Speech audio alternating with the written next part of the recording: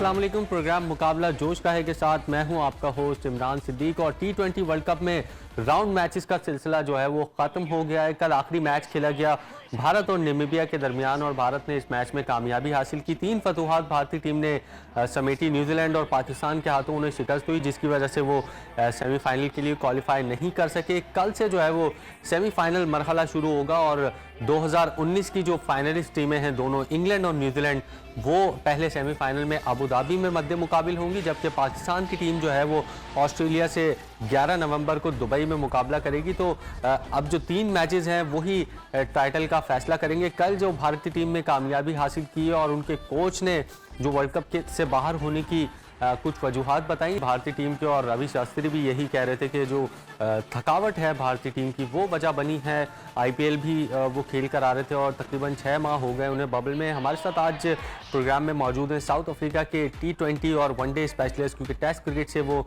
Retire हो गए हैं। फाफ डू प्लेसी हमारे साथ मौजूद होंगे। Welcome to the show Faf. First of all I would like to ask about South African cricket. They played brilliantly throughout the tournament, but won 4 out of 5 matches, but still could not qualify for the semi-final. What's your thought on this? No, I think to win 4 out of 5 games is a really good effort.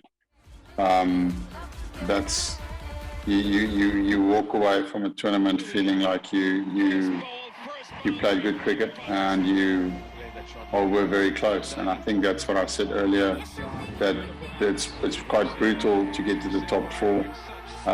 You know, if someone told you before the tournament that if you're going to win 4 games out of 5, you would have definitely accepted that. So I think although the national side would be disappointed, of course, so they didn't make the semi-final, to win out of 4 out of 5 games, they can walk away from that tournament feeling proud of their performances.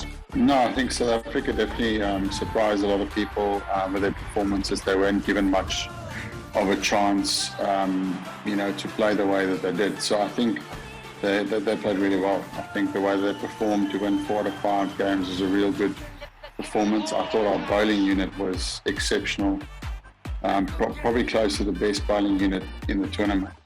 So that is a big positive. Yes, and then obviously Temba was really good, especially with some of the off-field stuff that he had to deal with as captain. So I think they can take a lot of positives from this tournament. Bob, you know that Pakistan played brilliant cricket throughout the tournament and unbeaten team in the round matches. What do you think in the semi-final stages? Who is favourite for the title? I hope New Zealand win it, because I feel that they have come so close, like South Africa has come so close, and have had a lot of heartache with ICC events. I hope that they can win it. I feel that they deserve it. They were close with the the One Day World Cup. So I'm hoping them, but I think if it's not them, I think that it's going to be Pakistan. England is a quality team, but they're gonna. That's a big. They're looking at some 2 big injury problems there for them. So I think Pakistan. Faf, you played in IPL, and you know that Indian cricket team is too strong for an tournament से पहले जो है they are favorite before the tournament. So what do you think? What goes wrong for India? They did not play the semi-final, as Ravi Shastri mentioned that the 6 month players are in a biosecure bubble for 6 months. Definitely. I mean, I had India as the favourites, one of the favourites for the tournament. But this T20 World Cup is a tough one, isn't it? I mean, there's so many teams, and there's just straight to semi-finals. So if you have one bad game, you can be out of the competition. So it's really tough to make that final 4. But I would have, you know, them and West Indies, I would have had them in the final 4. Obviously, Faf, you are disappointed to miss out from the South African squad from the T20 World Cup squad. What's your plan for the returns in the side, and do you think you have cricket left for South Africa? That's my decision. I'm enjoying my cricket a lot now. I'm playing on obviously T20s. I've got a busy schedule with a lot of tournaments coming up. So for me, I'm just doing what I love, and that's playing cricket. I've got a great opportunity of playing around the world in different tournaments now. So it's a question that is probably difficult for me to answer in terms of a yes or a no. But the fact that I wasn't at the T20 World Cup now probably suggests no. Faf is here with us. Faf, spinners have a huge role in T20 World Cup, and you know that New Zealand have a great fast bowler, England have great fast bowler. Do you think spinners still have a role in semi-final, second semi-final and final? I think with the nature of all the matches that's been played in Abu Dhabi and the World Cup, that the pitches are deteriorating. So I think that the spinners should have more of an impact. But in saying that, when wickets get up and down, raw pace can also be quite effective. So it depends purely on the conditions. But yes, top of my head, I would say probably spinners. Faf, you played in IPL, you played in PSL. Now you are captaining a side in T10 League. How excited you are, and tell us about the experience in T10 League. Yeah, sure. I think first of all, it's always great as any batter. We can play in as many conditions as possible to grow your own game, and I think I've been fortunate enough to have done that for a long period of my international career, but also domestically. And I've played in a lot of tournaments around the world, as you've said. And you can only gain more experience from that, and I feel it's helped me a lot.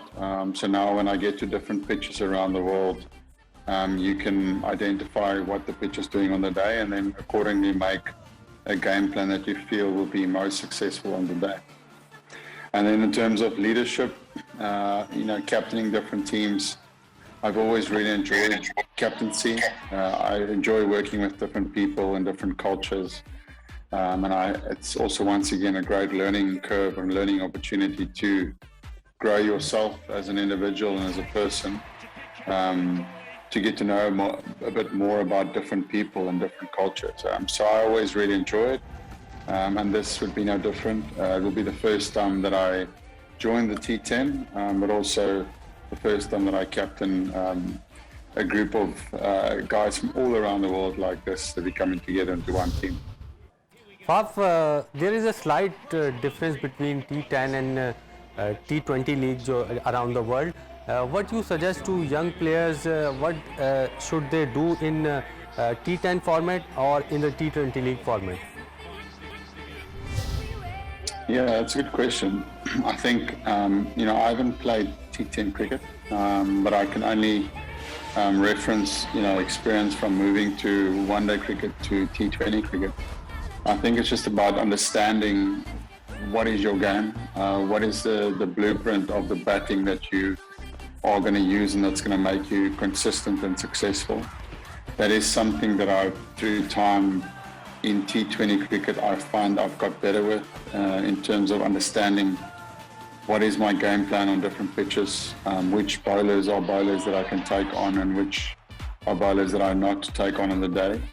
And I think that same thing applies to T10. Obviously, the format is shorter, but it's still identifying the same things. And if you are clear and confident in that, I think no matter the format, you'll have success. So that's exciting for me, which I'm looking forward to grow my own game, and moving towards T10 cricket is how I adapt that game plan to a new format of the game now.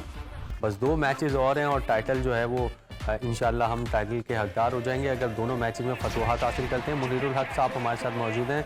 Munir साहब, Faf du Plessis हमारे साथ मौजूद थे और कह रहे थे कि चाहते तो वो ये हैं कि न्यूजीलैंड की टीम जो है वो टाइटल जीते, क्योंकि कई मरतबा करीब आकर वो थोड़ा सा पीछे रह गए, लेकिन पाकिस्तान की टीम इन कंडीशंस में बहुत स्ट्रॉन्ग है।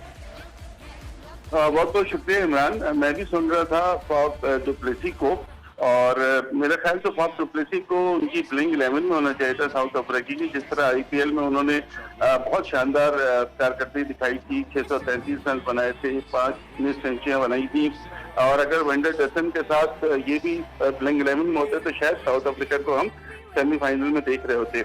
बहरहाल इससे हटकर नहीं, पाकिस्तानी टीम की कारकर्दगी तो देखें बहुत अच्छी है ना। हर शिकस्त है, पिछले 5 साल से आपने बताया लगातार 16 मैचेस जीत चुकी है।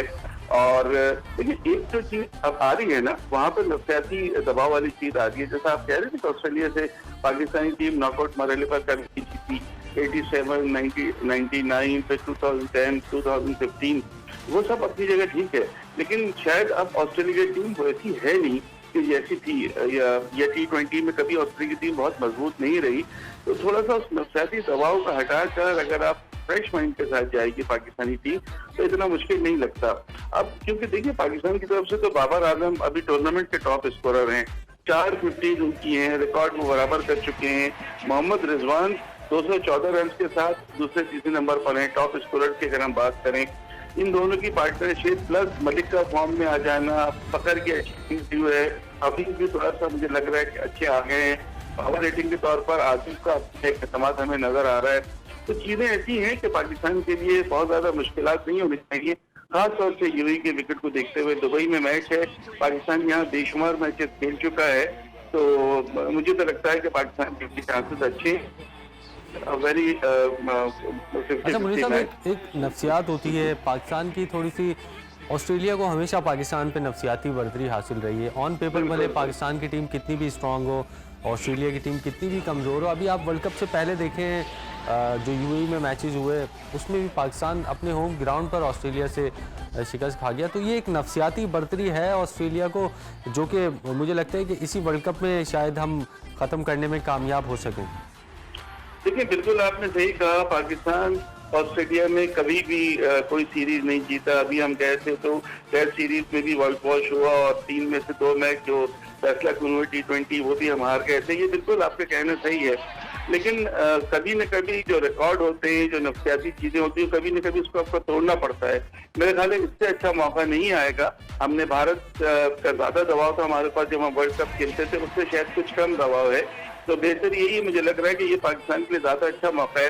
देखो देखने वाली चीज पता है क्या, पाकिस्तान को जो मुश्किल होगी ना, वो उनके जो 3 पेसर है ना, पैट कमिंस, जॉर्ज हेजलवुड और मिचेल स्टार्क, अगर हमारी ओपनिंग पार्टनरशिप को धचका लगाते हैं ना कि अगर ये रिजवान और बाबर भी आउट तो पाकिस्तान के लिए मुश्किलात हो सकती हैं। तो पावर प्ले में हमारे दोनों जो पूरी टीम इनको पर डिपेंड कर रही है, क्योंकि उसको देखना होगा। दूसरे और कोई चीज ऐसी है नहीं, उनके पास डेविड वार्नर अभी थोड़ा सा फॉर्म में आए हैं, उनके अलावा बाकी टीम बुरी तरह उसका बुरा हाल है। किसी भी खिलाड़ी ने मेरे ख्याल 100 रन नहीं बनाए अब तक इस टूर्नामेंट में। अगर कुल मिला के भी बात करें, एरन फिंच शायद है कि जिन्होंने 100 बनाए हैं, बाकी मैक्सवेल बिल्कुल नहीं चल रहे हैं, उनसे बिल्कुल नहीं चल रहे हैं। लेकिन आज की एक आध अच्छी छोटी मोटी इनिंग्स हमने देखी है। तो बैटिंग में तो मुझे इतना नहीं लगता, उनके बॉलर से बचना होगा हमारे बैट्समैनों को, स्पेशली हमारे ओपनर्स। नहीं साहब, ऑस्ट्रेलिया की जो टीम है उन्होंने ऐलान कर दिया है पाकिस्तान के दौरे का ऑस्ट्रेलिया क्रिकेट बोर्ड ने, और अब इंग्लैंड के जो क्रिकेट चीफ हैं टॉम हैरिसन वो भी पाकिस्तान पहुंच चुके हैं और दौरे के हवाले से जो है वो बातचीत करेंगे। अच्छी डेवलपमेंट है पाकिस्तान क्रिकेट के लिए, डेवलपमेंट है। और रमीज राजे ने जिस तरह जब न्यूजीलैंड की टीम ने टूर छोड़ के चली गई, मना कर दिया था, उसके बाद जिस तरह इस मामले को उठाया, जिस तरह कोशिशें की, वो बराबर साबित होती नजर आ रही हैं। टॉम हैरिसन आए हैं, वो न सिर्फ रमीज राजा से बल्कि प्राइम मिनिस्टर इमरान खान से भी मुलाकात करेंगे। तो मेरे ख्याल ये जो भी था अगले साल टीम आ जाएगी। और ये जो था कि ऑस्ट्रेलिया की टीम भी कहीं वो वाली मालिक में शामिल है तो कहीं भी उनको वो ना करे, फॉलो ना करे, तो लेकिन ऐसा नहीं हुआ। और ये बहुत अच्छी न्यूज है कि पूरा एक मुकम्मल स्केड्यूल भी आ गया है। 3 टेस्ट हैं पहले, फिर 3 वनडे, फिर 1 T20, कराची और लाहौर में मैचेस हैं। तो चीजें लग रही हैं कि अब जो इंटरनेशनल रिवाइवल की हमने बात की थी, जिसमें थोड़ा सा हमें लगा था कि थोड़ा सा कुछ गैप आ रहा था, वो अब खत्म हो जाएगा। और अब हर टीम पाकिस्तान आएगी, या पाकिस्तान कभी अगर मेजबानी करता है एशिया कप की या T20 वर्ल्ड कप या वर्ल्ड कप की, तो वहां पे भी हर टीम को आना पड़ेगा, जिस तरह पाकिस्तानी टीम हर जगह जाती है। अच्छा मुनीर साहब, हमने हमेशा मतलब ताल्लुकात को बेहतर करने की कोशिश की है। पीसीबी की अगर मैं बात करूं, ईसीबी से भी ऑस्ट्रेलिया से भी, न्यूजीलैंड से भी, लेकिन जब से रमीज़ राजा साहब आए थोड़ा सा एग्रेसिव उन्होंने स्टाइल अपनाया है और काम कर गया है वो एग्रेसिव स्टाइल, क्योंकि ऑस्ट्रेलिया ने भी अनाउंस किया है, फिर इंग्लैंड भी अब एक दफ़ा तो उन्होंने इनकार किया, लेकिन अभी नए शेड्यूल पर बातचीत होगी, नई डेट्स पर बातचीत होगी, तो थोड़ा सा जो एग्रेसिव स्टाइल था वो थोड़ा काम करता हुआ दिखाई दे रहा है। ये कि कब तक आप बैकवर्ड में रहेंगे, आपका कसूर क्या है? आप जब प्रेसिडेंशियल लेवल पे सिक्योरिटी दे रहे हैं, टीमों को कोई हर्ज नहीं है, तो फिर क्या वजह होती है? फिर आपको एक मौका आता है कि आपको अग्रेसिव नेचर दिखानी पड़ती है। मेरे ख्याल ये बहुत सही फैसला था और इसी वजह से दूसरी टीमों को, देखिए दूसरी टीमों को बताया गया है कि आप गलती बताएं, क्या क्या सिक्योरिटी आपके हिसाब से नहीं थी वो भी नहीं बता रहे हैं, बस उनके फाइव आइज ने मना कर दिया, उनकी जो इंटेलिजेंस सिक्योरिटी एजेंसी है तो उसको उन्होंने बहाना बना लिया। इंग्लैंड को तो देखें फौरन समझ में आ गया था, हफ्ते 10 दिन बाद ही वहां से उनके खिलाफ बातें शुरू हो गई थी और उसका उनको प्रेशर पड़ा और उन्होंने तो मान लिया था। डेविड गार ने तो यहाँ पाकिस्तान टेलीविजन पर खुलेआम फैंस से माफी भी मांगी थी on behalf of English fans. तो वो सारी चीजें तो अपनी जगह बिल्कुल ठीक है, लेकिन जो सबसे खुशहाल चीज हुई है वो ऑस्ट्रेलिया का दौरा है।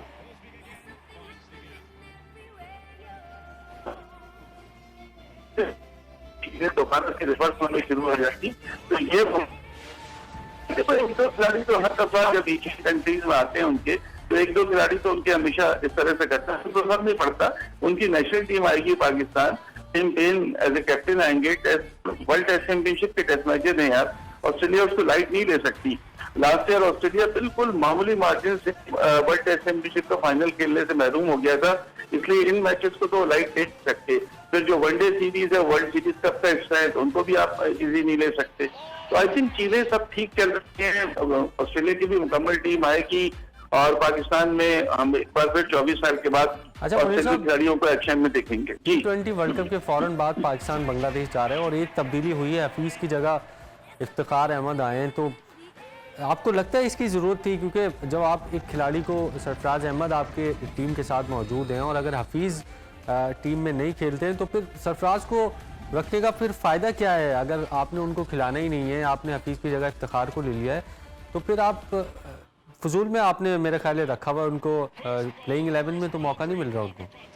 देखिए इफ्तिखार को लेना ना इमरान कोई गलत फैसला नहीं है। नेशनल T20 में बहुत अच्छी दिखाई थी और हम ये भी कह रहे थे कि अगर पाकिस्तान खेल की जरूरत होती, टीम फाइनल जैसे जगह शेफ मलिक आए थे, अगर उस दौरान में कुछ होता तो इफ्तिखार अहमद ही बेस्ट ऑप्शन होते।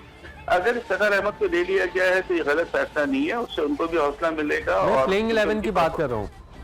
नहीं, प्लेइंग 11 में तो हफीज की जगह इफ्तिखार है, प्लेइंग 11 में जगह नहीं बन रही है अभी। आप देखें इसलिए कि रिजवान जब तक हैं वो विकेट कीपर भी हैं और वो ओपनिंग भी हैं, तो वो एक कमी पूरी कर रहे हैं मिडिल ऑर्डर के बैट्समैन की ओपन होकर और विकेट कीपर के फ्राइज पे इंजाम, और इतनी अच्छी बैटिंग कर रहे हैं।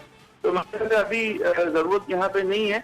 यहाँ पर इफ्तिखार अहमद ज्यादा सूटेबल है क्योंकि वो बॉलिंग भी कर लेते हैं, फील्डर भी अच्छे हैं, यंग है, बैटिंग बहुत ज्यादा अच्छी है। नेशनल T20 में अपनी टीम को जिस तरह जितवाया है उन्होंने, तो इन चीजों को देखते हुए उनको मौका तो मिलना चाहिए था, तो मौका तो सब दिया गया। सरफराज खेलेंगे, कुछ खिलाड़ी को रेस्ट होने की जरूरत होती है, कभी खिलाड़ी के साथ इंजरी होती है, तो जैसे ही रिजवान को जब भी रेस्ट की जरूरत होगी या गॉड फॉरबिड इंजरी होती है, जब भी प्ले कैंप में आएंगे, मेरे ख्याल एज ए बैट्समैन उनको नहीं खिलाया जाएगा, मुनासिब नहीं लग रहा अभी फिलहाल ही कह सकते। बिल्कुल सरफराज अहमद कब खेलेंगे, क्योंकि ट्रैवल तो वो बहुत अरसे से टीम कर रहे हैं, ये तो वक्त ही बताएगा दौरे बांग्लादेश में भी उनको चांस मिलता है या नहीं। तो T20 वर्ल्ड कप की अगर बात करें तो कल न्यूजीलैंड और इंग्लैंड का पहला सेमीफाइनल है, फिर पाकिस्तान ऑस्ट्रेलिया मद्दे मुकाबिल होंगे, तो एक्साइटिंग मैचेस होंगे। दोनों टॉप चारों जो हैं वो टॉप की टीम्स हैं, ज़बरदस्त मुकाबले होंगे। तो कल आपके साथ एक और प्रोग्राम के साथ एक नए टॉपिक के साथ हाजिर होंगे, तब तक के लिए अल्लाह हाफिज़।